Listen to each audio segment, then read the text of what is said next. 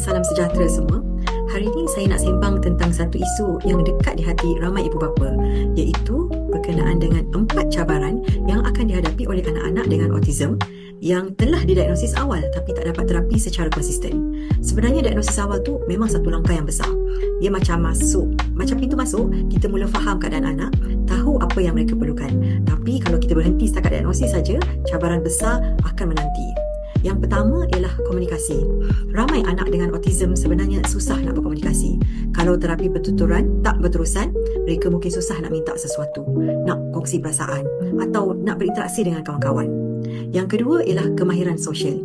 Anak-anak ni perlukan latihan yang berulang-ulang untuk belajar benda-benda yang mudah seperti tunggu giliran, faham isyarat sosial dan bergaul dengan kawan-kawan.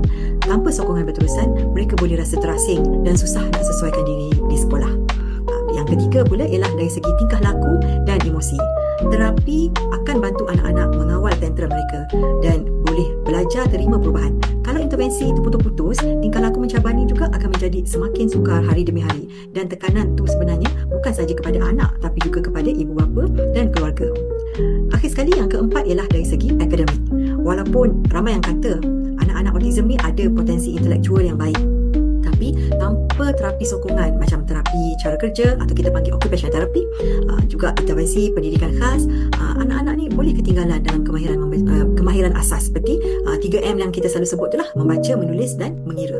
Kesimpulannya, diagnosis awal tu penting tapi ia sebenarnya bukan penamat.